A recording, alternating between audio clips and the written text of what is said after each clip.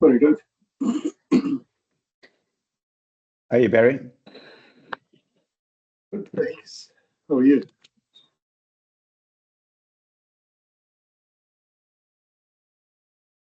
I'm at a standing desk, so you get to look at my navel.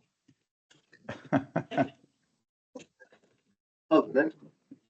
So did you have a bit of a tough weekend that you feeling a bit guilty and you're standing today on a Monday?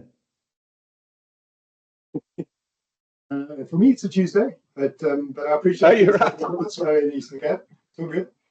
You're right. It's a Tuesday. How's it, Shannon? Hey, Dirk. Good in yourself. Okay, thanks. Morning, Cindy. Morning. Just apologies. I'm also going to have to hop off at 9 for the FPI session. Okay. As well. It's very unsporting of the FBI to host a session at the same time as ours. Eh? Absolutely. I'll have a word with Lelani. And you're keeping your head above the water down there, Dirk? Yeah, well, I've been traveling a bit the last while, so it's actually really good to be home. Okay. But yeah, in one of those years.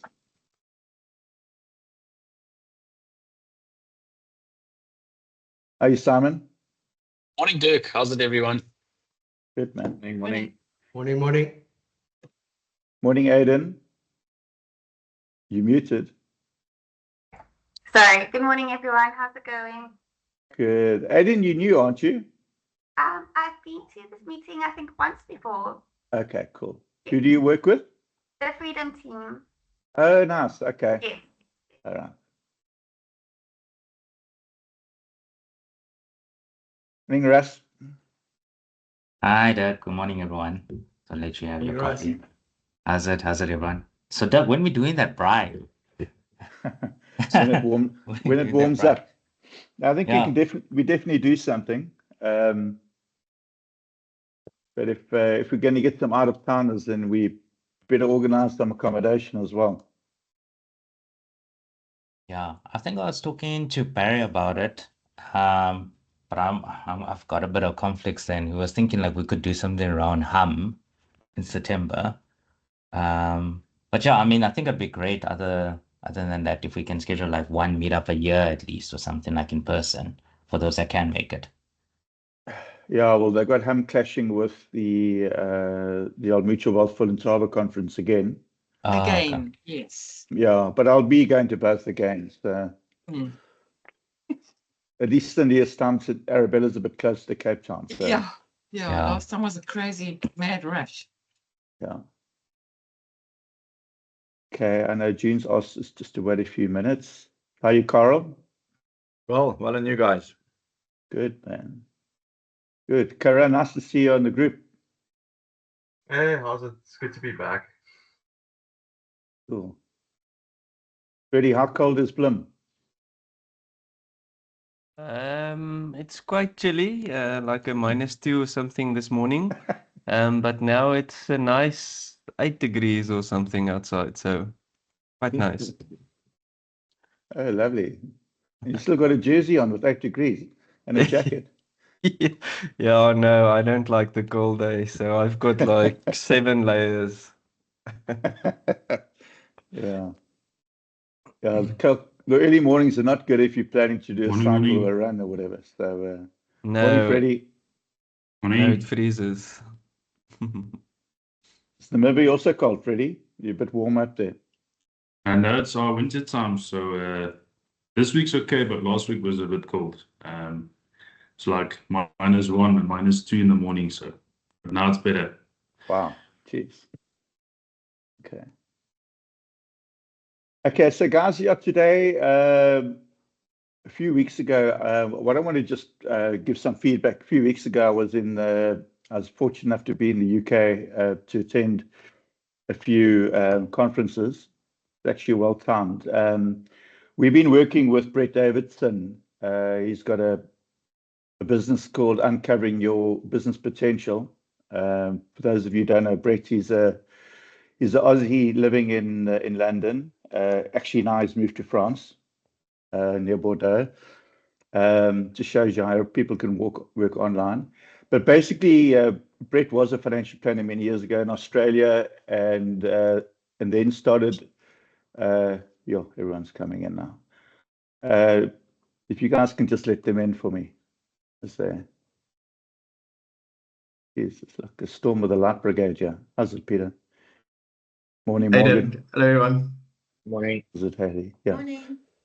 Yeah. So anyway, so Brett's an Aussie was in London, now moved to the south of France or west of France, and what he does is his business, they coach financial planning businesses, obviously on how to become better and everything. We've been working with him for 3 years, and it's really, really good. Thank God, we were the only South Africans on it at the time, so he gave us a friendly price, because it's quite pricey if you converting what he normally charges in pounds. But it was really good, and then what he started the year running in-person conference, a one-day conference in London, and it was perfect because that then overlapped with the Trap Live podcast. I'm quite friendly with a lot of those guys, so they moved that to say. I think Brett was on the Wednesday during the day, Trap was Wednesday evening, and then on Thursday was another big conference, Advisor 3.0, that Abram Okusanya runs, who's as crazy as anyone, but absolutely brilliant, and really good conferences. It's a privilege to be able to go there. Obviously, it isn't cheap in London. I've got an old school friend that I can stay with. But it's really not cheap. And let me just say, having traveled there, the quality of life that we have here is absolutely unbelievable. Really, from the weather to and I was there in summer, so from the weather to the people, to the food, to the wine, we've got it really good. So no matter what anyone tells you, SA's got its problems, but let me tell you, the rest of the world has got, even if you got rid of their problems, it's very difficult to live like we do over here. So made me really proud to be South African and very grateful. Barry and Rick were also there from Veritas. Benny was there from Asset Map.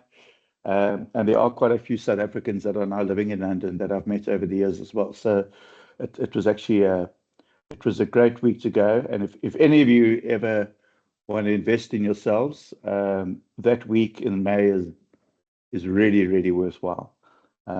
So we can have the braai later on the year, but if anyone's keen to go to London next year, May, give me a shout, maybe we can put a group together. So I thought, what should I do today is just share some of there were some very strong themes that came out. Things that we kind of know, but we also don't. And I just thought I'd share those with you because it's really interesting.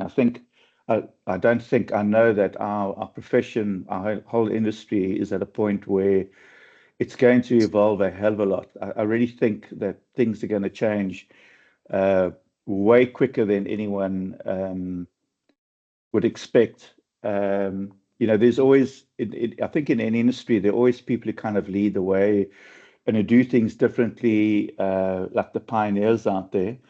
And that is the case still now, but there are certain things, and mainly around AI, which I really believe are going to shake up our industry massively. And the more we are aware of those, because as much as there are opportunities for certain parts of the industry, I think they're massive threats as well. I really think they're huge threats there. So I'm going to start with Brett. Just some things that he had a few really good speakers there. By the way, I got to meet Andrew Crosby, or Daniel Crosby. Had a long chat with him because he's mates with Dan Haylett, who you guys might know, also from London, who's launching a book now. And I met Megan Lurtz as well. So it was really cool. But on Brett's side, so as I said, he works with businesses, and whether those businesses are small businesses like ours or larger businesses, as I know Barry and Rick at Veritas have just started working with him now. So it's a 3-year cycle. But just points that notice. So, when it comes to growth in businesses, he just highlighted, because the thing with Brett is very straightforward. He's a typical Aussie. He doesn't hold back on any of his language, so there are always a few F-bombs in there. But the beauty is that he gets really directly to it. So he said, especially at the moment, as we sit here with all the trouble that's happened, if we could look back 12 months, I think the JSE is up about 25%. So it's fun being a financial planner right now, because if we look at our growth, and I know not everyone does, but even if you don't earn on an AUM basis, it is still a benchmark for the growth in the business. Obviously, you won't have captured all of that growth, but you would have got a lot of it. So he really warned a lot about when you're looking at the growth of your business, looking at real growth and not market growth, because we can, and I've done this a long time, we can get really happy seeing that our numbers are growing and they're going up. But if it's not through acquiring new clients or adding more assets under advice, then we can be misleading ourselves. So it's really important to understand and to know the numbers within your business. And that's working with Brett. That's something we really had to do, dive deep down into every part of our income, our expenses, all our costings, everything. So yeah, don't fool yourselves. Keep it real on what real growth is, and that will mean different things for different people depending on how you want to run your business. And then also this together with, and AI is a big part of this, and I'll get into that later. But there have been different models about how you grow a business. What your support system looks like, and all of that. But one thing that came through is really that you've got to hire someone that's got to make. Most businesses have like kind of one. So my business started with me all on my own, and I had to get all the business, and I did all my admin, I did everything myself, and then slowly I was able to employ people, and then kind of basically making yourself more efficient, because you're outsourcing work that isn't as profitable as the work like that I'm good at, which is acquiring new clients, is bringing new clients on board. So you just stress the importance of hiring when you're looking at building your practice or your business, is hiring people that are going to make you more, or people in positions that are going to make you more productive. In other words, freeing everyone up to do what they're really, really good at. Yeah, there's a lot more, but I know most businesses here are fairly small businesses. So, and then a big thing that came through as well is that, and other speakers also highlighted this, is because we all, when you're young and you're out there, it's trying to make a difference. Being technically skilled is important, and it is really important, because like a CA or like an attorney, you have to know your stuff. The reality is that, again, with AI and other things, we can almost Google the answers for most stuff. We can go to ChatGPT and it can give us answers. So, but technical skill is important. But the most important thing of what we do is how we make people feel. There's a very strong thread coming through that people are buying you. They're not buying advice, no matter what we get told by people within the industry and who don't unfortunately do what we do on a daily basis, which is sitting face to face with clients. People buy us. They buy us because we're able to build trust in a very short time. People will sit with us, will make them feel comfortable. So being technically efficient is important, but really what it is people are buying us, and how we make them feel is really, really important. And we must never lose sight of that. Yeah, and then just utilizing AI and IT, and I'm going to get into that more, but that is really, really important. I mean, I am 57, and that's like, it's not my strong point, but even I've been able to kind of utilize it in different parts of what I do, and then within our business, we're also using it in different areas. And there's a lot more happening out there. I've set up a meeting. I had a meeting with a business called Saturn, that basically they do what everyone else does. So they will record your meetings and create minutes and things, but they do a hell of a lot more as well. Once they'll link into your CRM and you can program, you can say, okay, this voice, and I can say, okay, this voice is Russell, this voice is Dirk. And in future, they'll just pick that up and allocate it to that client file. So even if let's say you're having a lunch meeting with a client and you just record it on your app on the phone, and you go back, Saturn will automatically know who to allocate that to and who said what and whatever. And I've had a meeting with them. I've set up a meeting with them with the Voluntary Association next week. Their cost is like £100 a month, which is like $2,500, which is not cheap. But when you look at what it can do, I think it actually is. So we're going to be looking at stuff like that. One of the speakers Brett had was Julie Littlefield, who I hadn't heard of before. I think she's Canadian, really interesting.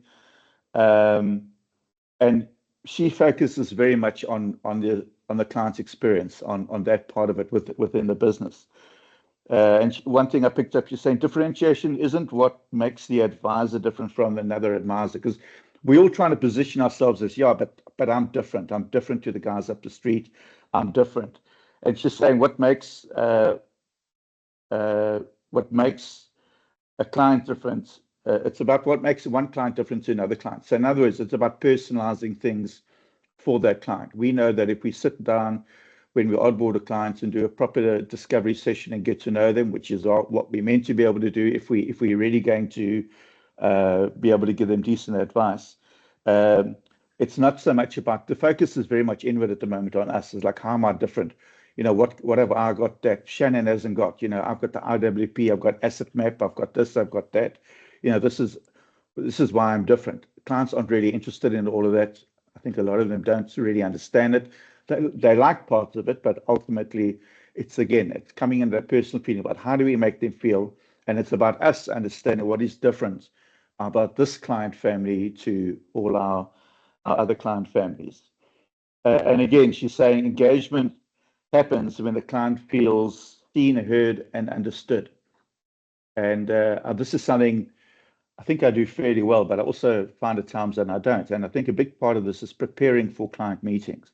Very often we have our diary set up where we run from one meeting to the next. And at the end of the day, we feel great because we've had like 7 or 8 meetings and we think you're really productive. Again, be careful of that because, what is really important is preparing ourselves mentally and emotionally for that meeting with the client. Even if it's just a review, because they will know if you're not really present, if we're not really connected. And it's like, let me compare it to going on a date. There's a lot of excitement leading up to it. You're thinking about what can happen, what might happen. If someone says this, how would you react, whatever.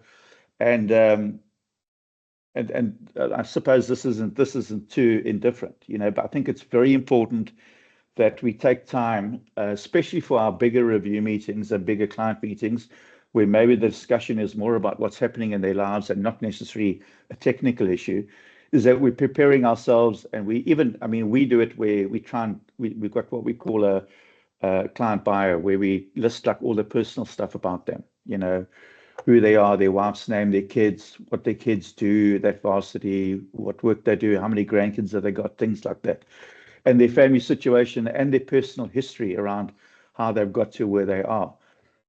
Those things are really important. And I think what really struck me is that much as I think I'm pretty good at that, I know when I have a busy day that I haven't always engaged as well as I can. And that's dangerous because most of our industry still sees us lifestyle planners as doing that stuff as, it's like it's fine, but it's not necessary. I can tell you the future it's absolutely necessary. AI is going to replace the majority of what we do. I'm going to tell you a story. I went to a football game with Dan Hallett. He's told me what he's done. It's going to change the majority of what we do within a few years, even now, if someone really applies themselves. So that human connection is vitally important going forward. And it's got to be ongoing about the framework moving forward. It has to be about evolving the client experience. It really has to be about, even if we've got a great setup, a great process that we take our clients through, we've got to continue to look at how can we make things better? How can we keep on just upping our game all the time? That's really got to be our focus. you know, and I'll get shot down by some people, but technical skill is important. But let's be honest, we can get technical skill. We can go to a Old Mutual or a Sanlam or a Fairburn legal consultant, and they can tell us the latest stuff on a buy and sell agreement or on a trust or whatever. You know, if you look at other professions, we're at the top of what they do. You'll get family lawyers, guys who specialize, and ladies who specialize in divorce cases. Doctors, you'll get people who specialize in oncology or in eyes or whatever, you know, knees, elbows, things like that. So I think for us to believe that we can still be a jack of all trades is all it means is we're going to be very average at a whole lot of things. We're not going to be really good at what we do. So we need to change that. Yeah, and it's just about, you know, she spoke very much about the different stages from efficiency, where we're good at what we do, we're qualified CFP, we know our stuff, to the next level is engaging, where we're connecting more personally with the clients. And then enduring is more about like really getting, and this isn't about being best friends with all our clients or being a psychologist, okay? And I think there's a lot of confusion around when we talk about the coaching, client coaching, you know. I believe that going on coaching courses is great because it teaches us techniques, but you've either got to be a financial coach or you've got to be a financial planner. I'm not sure that you can be both. I think when you're becoming a financial coach, you're becoming more like kind of a psychologist and all that. For me, I look at it as I can use those techniques to help me get better at what I do, to connect better with my clients. Okay, so yeah, a lot on that. Helena Wardle spoke. I mean, in her business, they built their own AI. They built like their own paraplanner. They just fed it with all their info, how they want their business to work. And she's done a lot of work on ground roots level as well. So in other words, they've got a big business that works a lot with the kind of clients that really couldn't afford us, most of us. And so they've automated a lot of that. And she was just saying that, you know, again, against what a lot of us believe is that educating our clients is important. And she's saying at the end of the day, they've realized, you know, clients don't want to be educated. They want to be told what to do. And with that, I think also comes a hell of a lot of responsibility. Just think about it again. If you go to a physio because I've got a bad back, or if you go to a doctor, you know, I've unfortunately got a lot of people in my life who have cancer at the moment. I don't think you don't really care about how it happened or why it happened or what's going on. What you want to know is, what must I do? How do I fix this? How do I make myself better? And then if I focus on that, then I've got a good chance. So again, I think as much as education is important, because education then helps people, because there's so much miseducation in the industry. All of the life companies, all of the asset managers, even the good ones with the great ads on TV, so you know what I'm talking about. You know, they're no different to anyone else. They've just entered this industry at a different period, and they've been able to learn from everyone else's mistakes. And you know, there's a level of manipulation. So there are a lot of clients out there who get messages sent, or the whole public generally, around investing, who get sent messages from our industry that aren't necessarily all correct. So a bit of re-education is important, but at the end of the day, people are looking for advice. They're looking to you. You know, I trust Coral. I've got a good feeling about him. If Coral says we've got to go this way, we're going to go this way. We're going to back it. And again, I emphasize the responsibility that we have. Okay, the advice isn't just because this product's available or this one's better than that one, or maybe it's a bit cheaper. Okay, sometimes we get hooked on that.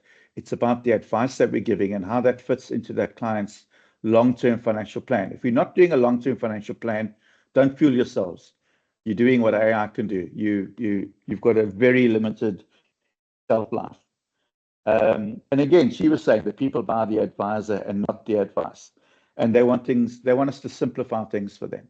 You know, they don't need to know all the different kinds of asset management techniques and whatever. Yes, we get some engineers that might want that, or they'll know in any case, and they'll test your knowledge on that. But people just want to know how to get things right. Yeah, I mean, she was also saying how they put AI in as a new team member. And there's a warning here already, guys, that if you're plodding along, if you're working for a bigger organization and your role is perhaps as a paraplanner or whatever, and you're doing vanilla type of work, I promise you're in huge danger of being unemployed. Because anyone can create their own AI. We can feed all the textbooks into that. We can feed articles into that. And even if you got 90% in the exam, you don't get 100%. And AI is going to get, probably 99.9% already now, and especially into the future. And if you see some of the software, maybe I must just try and set up one of them to come and present at this next.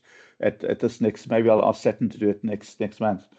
It'll absolutely blow you. It'll blow you away. As I was saying, I went to a football game with Dan, because we're both unfortunately Spurs supporters. At least we won a trophy at last. But we went to the Crystal Palace game where we spent a bit of time together, and he told me that he spent a weekend doing a deep dive into AI, and they work with Timeline, which is very similar to, it's a cash flow planning model, very big over there, similar to the IWP that Old Mutual Wealth has and other businesses have. And he just fed in some detail, and he said this thing just pumped out a whole whale graph, which he then back-checked with Timeline. He back-checked all the numbers, everything, and it was absolutely accurate. Okay, and he did that over a weekend. So, at the moment, those of you who use a cash flow planning model, when you use it and you put it in front of the client, what's one of the first things they ask is, oh, can I have a copy of this? Or can I get logon details? They want to play around with it themselves. And we say, no, look, we can't. But let me tell you right now, if they are a little bit smart, they can do that. So, he was giving me all the different apps that he uses in different areas of his business. Saturn for note making, plugs everything back into the CRM. It is absolutely unbelievable, the stuff that one person created on a weekend. He basically created a whole staff infrastructure just using a few choice AIs. Oh, yes, I did also meet, what is her name? Russell, you'll know, the blonde girl, very pretty Samantha girl. Russell.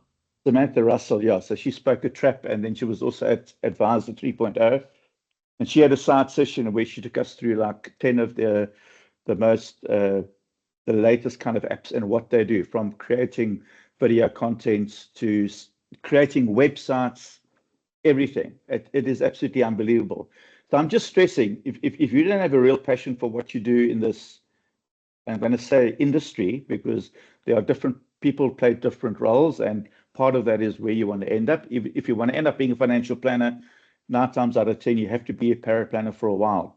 But I can tell you that if you are sitting on your hands and just doing what you need to do, you're in trouble. So you really have to find a way to fire yourself up and get passionate about what you do, because I honestly believe those are the businesses. It's not going to be an answer to have it. It's going to be an absolutely must have. Yeah, so I think that was kind of the message. So yeah, the biggest takeout is certainly AI, and maybe what we should do is, Russell, I know you've looked into it. I don't know if other people have, but I'm going to ask if maybe it might be a bit early for them, because I think they are an hour behind. But I'm going to ask maybe Saturn if they can present to us next month. And then maybe see if I can get another group just to do it as well, just so you guys can get an idea of what's actually going on out there. But I think that is the biggest thing. And then the flip side of that coin is, well, then, do we even have a future? And very coming through extremely strongly in all of this is that the human side of what we do is absolutely irreplaceable, and it always will be. And I strongly believe that no matter what people create, we are social beings by nature, instinctively, and I think we want to be able to deal with people. So some of us, it comes a lot easier than others, but I think even if you're someone who is naturally more technically minded and not maybe that strong in personal one-to-ones, it doesn't mean that you can't learn. You can learn. I think you first need to understand, where your strengths lie, and then work on the two things. AI, we need to embrace it, and the time is now. It's not 5 years down the line. I promise you, it's now. Especially if you're wanting to improve your business and get better at what you do, and it'll free you up to concentrate on what you're good at. And the second thing is focus very much on the human side. And I know these coaching courses are expensive. There's a lot of stuff out there that's free. I don't believe you need to go on courses. I think there's enough free stuff out there to learn. And I think just being mentally conscious of the fact that we've got to get better and strive to improve ourselves on the human side of what we do. Just having that clarity in your mind is going to help you as well. Russell, you got your hand up. Great, thanks. Yeah, I fully agree with you, Dirk.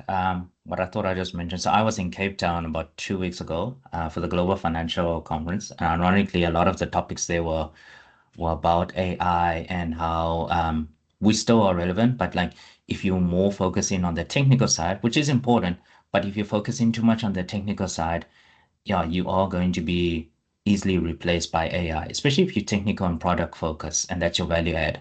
And ironically, I met with a lot of like well-established planners there and some big firms. I think you do know them. So I met with like Kirsty Scully of Core Wealth, and then also I met with Charles McAllister. They run Centric Wealth Advisory. And I can tell you now, like they've incorporated AI. They've got their own in-house DFMs and things like that. And they said actually a lot of their asset management side is being pressured by AI because a lot of their tasks are being replicated by AI in like half the time, and they don't have to pay salaries for that. So they're under more pressure than us as financial planners. And probably what they also finding, what I'm finding as well, is like clients are now, like Dirk says as well, can have all the tools, but clients are still coming to us for the human side in the sense of like what we found in our practice is accountability.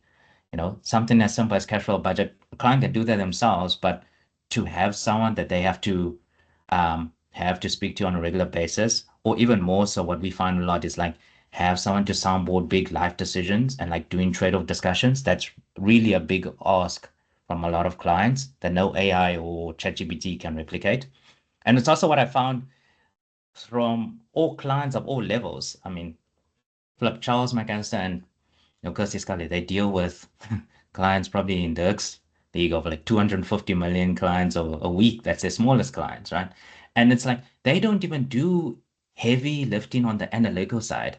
Like Charles, for example, he did mention he's spoken to you before, Dirk, but they built their whole system from the ground up on Microsoft, and I think it was Flip 365 or some Australian platform. But they even got investment consultants and software developers to build their system, and their system's like impressive. He walked me through it.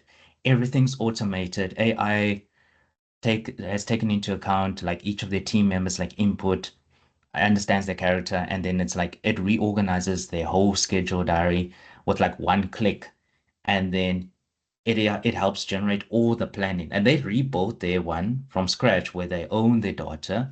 And all he does a lot is he comes from a technical background. He has like the CFA and all that, so he has the investment side. But he said actually now what he's finding is like even high net worth clients, they come into him for trade-off discussions and like, what do you think? Because yeah, they can put it in ChatGPT, but they still want to speak to a human at the end of the day. And he said, like, if you are focusing on more the analytical side, he gave me advice as a young planner. He's like, if you are focusing more on the analytical side, you're going to be, and product related, you are easily going to be replaced by AI within the next 3 years.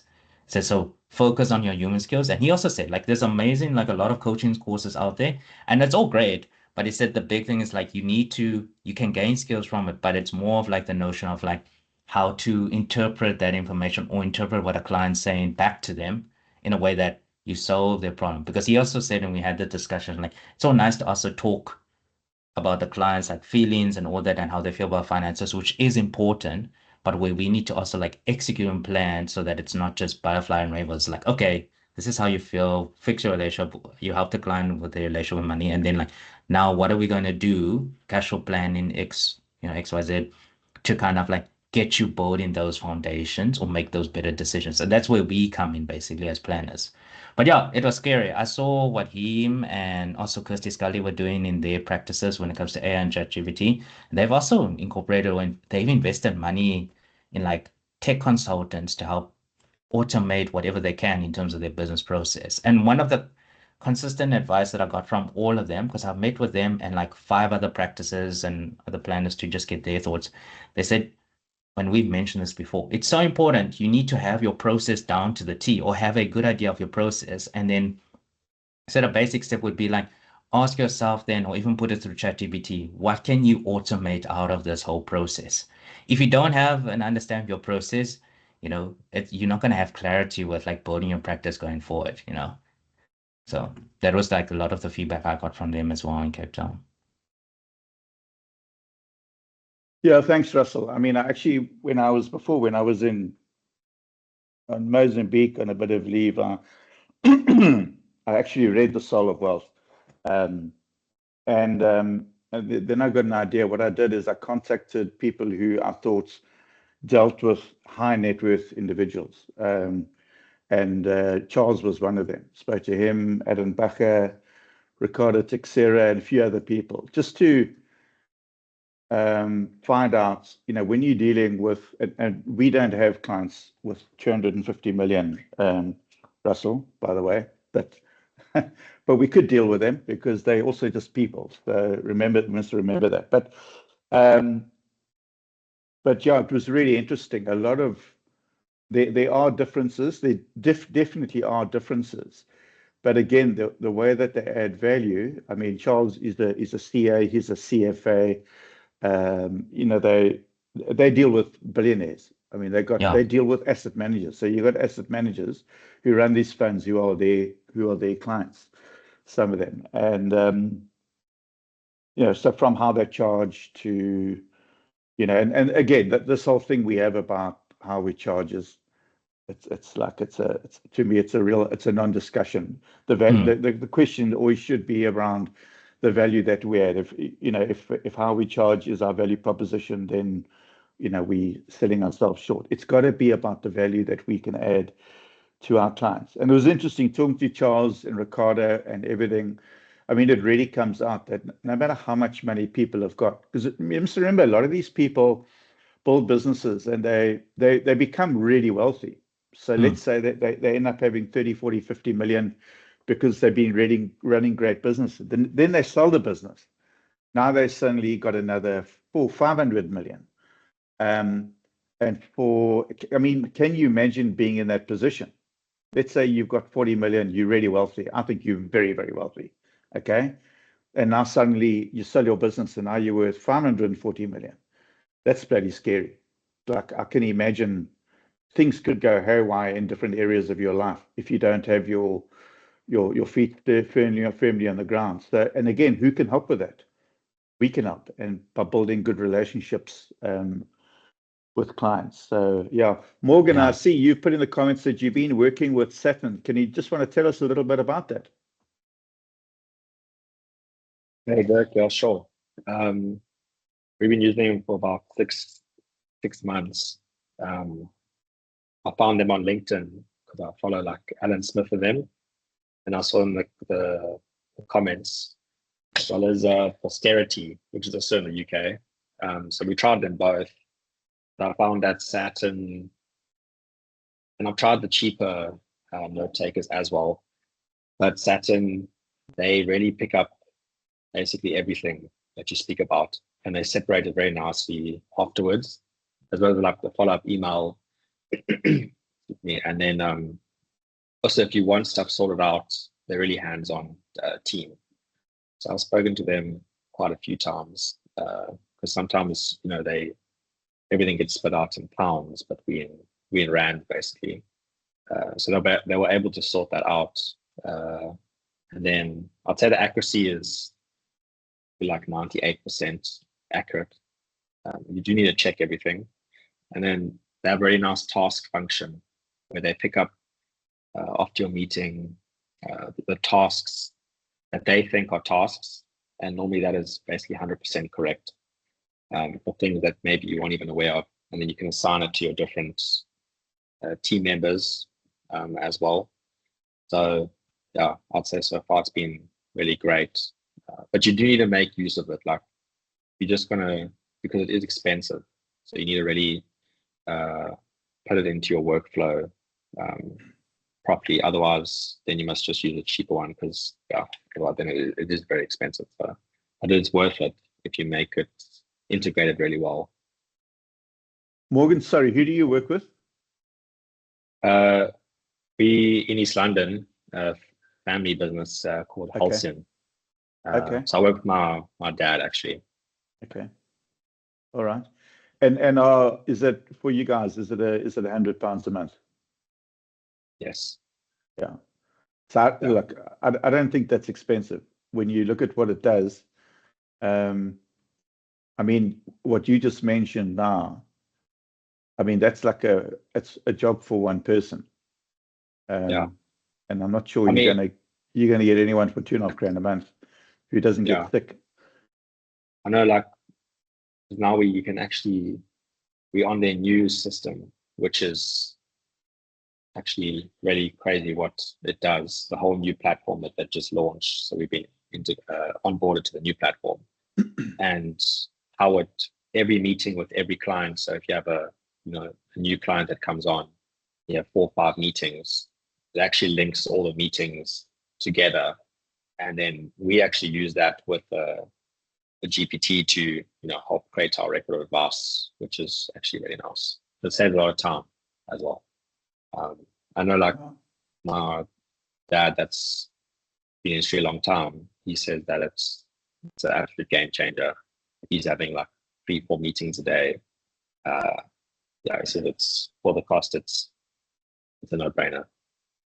Yeah, no, I think you're right. I mean, what Dan said to me as well is it all depends on the effort that you put into it, which is like anything else in life. But I think if you bury yourself into it, I think it's easier for you young guys than it is for someone like myself or Cindy. Cindy, I'm not being rude, but I think for younger people who deal with the stuff, my grandson could probably do it better than I can. But yeah, thanks. That's interesting. So, but I'm going to try and do that. I'm going to try and set up to see if they can have a chat to the group, because I just think, yeah, it can help everyone. Yeah. Anyone else have any comments on this? Tim, I know you're very much on the technology side, so I'm pretty sure you've looked into these kind of things. Any comments from your side? So I haven't explored things like Saturn that can do kind of multiple voices and picking it up. And I use a tool that seems to be included free with Zoom for my note taking. I played around with Otto AI about a year or so ago, and back then, the software was still quite limited, especially if you had people with incorrectly named profiles and stuff like that. And the question back then was always like, but what if you're doing it in a real life meeting, which Saturn seems to really come in with a solution there. So I'd love to see what they've got. Our exploration of AI in terms of the other creative tools. So it's also interesting to hear what you heard from that conference deck in the UK, specifically with things like making websites. The tools we've played around with have not been great unless you can feed it tons of information. And my thought, just listening to you guys talk, is, do you guys, and I'm sure some of you must have done this, if not all of you, break up your time or your energy focus into segments or different tasks or business areas? So how much time do you spend on planning? How much time do you spend on marketing? How much time do you spend on client care. And what does that look like? From my conversations with planners, I have this assumption that like 40% of your time is spent working with clients, maybe 30% is working on compliance, and the rest is kind of just like, well, whatever we can do today, we'll quickly try and give some energy to that. And recently there's a group that's just started up called Money Maestros. It's come on my radar. And they've got 7 segments of building a financial planning practice.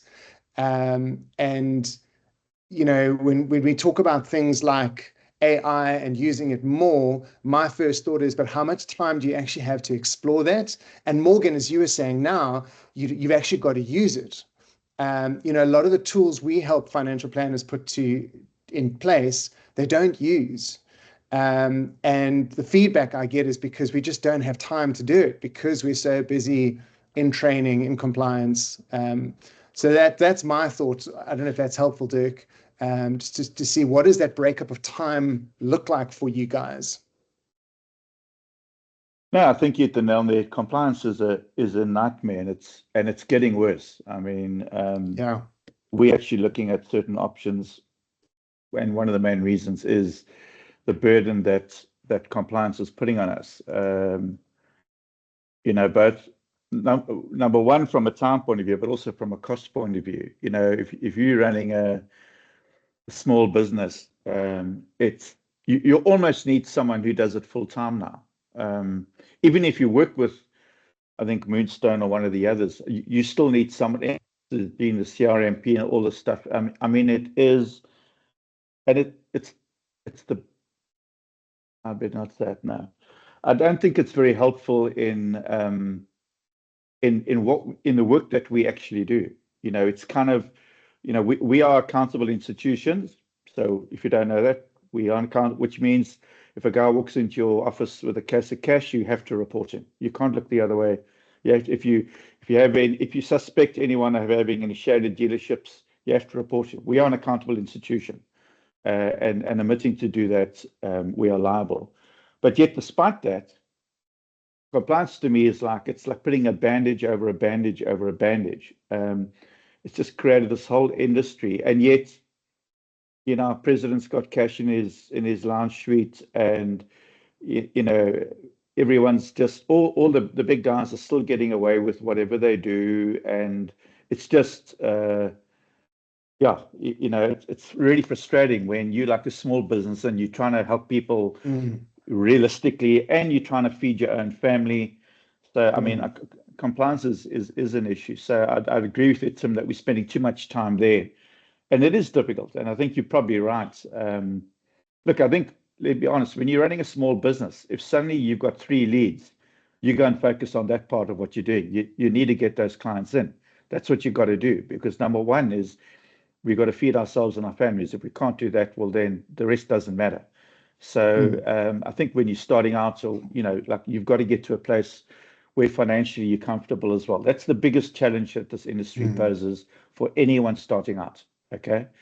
And then, yeah, then I would agree with you. I think and I think this is where, if you spend time on AI, I think there's a business opportunity for someone who understands all these AIs and goes to a business and says, okay, let me help you implement this. I think that's a huge business opportunity. Because yeah, I don't know, I wouldn't even know where to start, because there's so many options. But yeah, I think you're right there, Tim. Yeah, perhaps the one thought I'm also having is, you know, years ago, Elon Musk was renowned for saying, guys, we need to slow down this AI progress because we don't know what we're creating. And maybe the one little thing we can think about when it comes to AI, and this is to myself as well, is, and it adds value to all of us in our businesses, is saying we should use AI to enhance what we already do, not enable us to do things that we never did to start off with. So, you know, again, just coming back to Morgan, what you were saying from your dad's feedback is it's helping him do what he could do at another level. You know, so I think, you know, when I hear you guys saying, oh, clients can use AI to do their financial planning, and maybe I'm naive, but I don't think I'd ever go to AI for financial planning. I have used AI to help me do like an investment forecasting thing for myself, but it was just before I went and spoke to my wealth manager so that I had an idea of what I was going into. But I would never have made investment decisions based on that little, you know, ChatGPT Excel spreadsheet. And, you know, for legal advice, you know, when I'm doing basic contracts or anything, I will check it with GPT, but if I had to put a contract from scratch, I would go through a lawyer.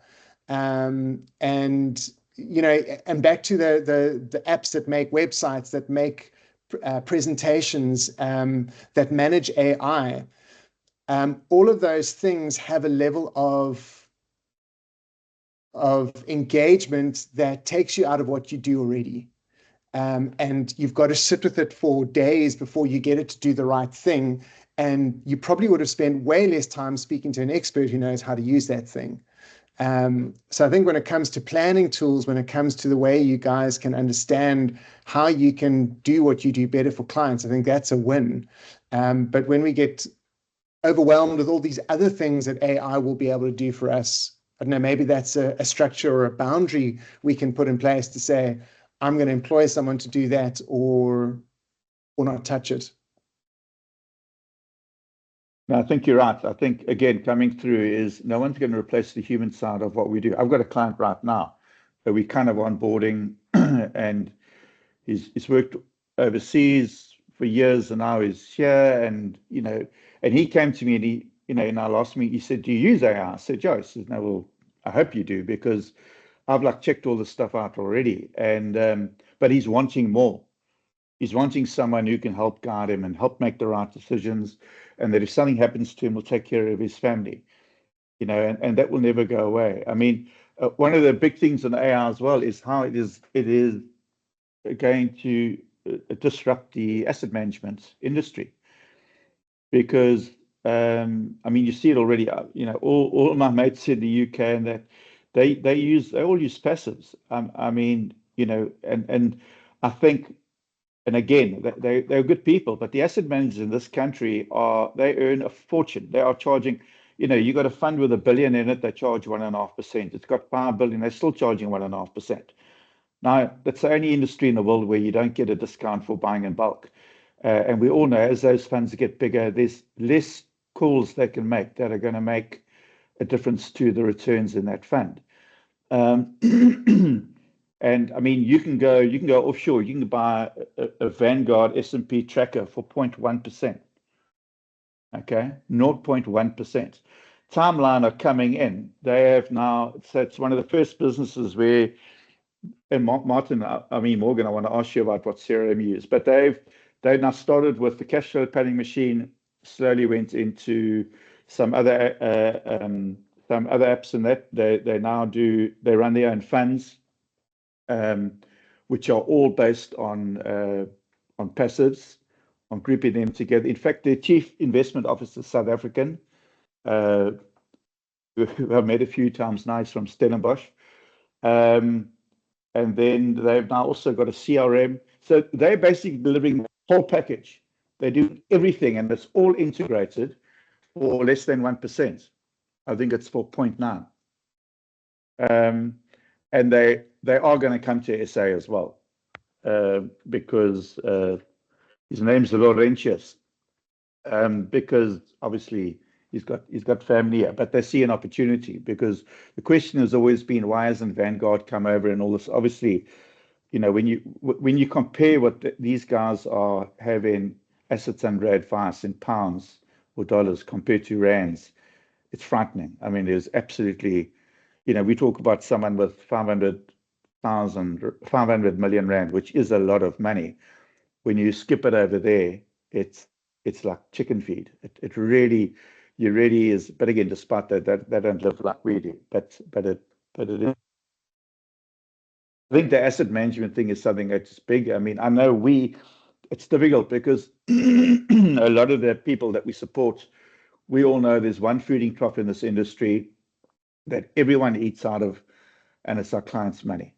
Everyone eats out of that. Whether you're a planner, whether you're an administrator, whether you're an asset manager, everyone eats from the same place, and that needs to go around. But I think the biggest area where there will be disruption, and I think there should be disruption, is on the asset management side. I mean, I went to one of those investment things in Cape Town a few months ago because I needed some CPD points, and just to reaffirm that it's a beauty show. There's some really good speakers, but I mean, when you look at all the new asset managers coming in, and I'm sure you guys on a daily or weekly basis get approached by people, they've started this new fund. It's this boutique asset manager, and they've got great returns, and it's because it's a small fund, so they've got a couple of calls right, and they've been able to be quite flexible. But I mean, there's so much noise out there in the asset management space, and it's just getting more and more. And I think the real value is, the real value comes from having the correct asset allocation, which is 100% equity, worldwide equity, have money in cash for the next three to 4 years. So for any youngster starting out, I don't want to digress here, but that's correct asset allocation, is being exposed to, the great companies of the world.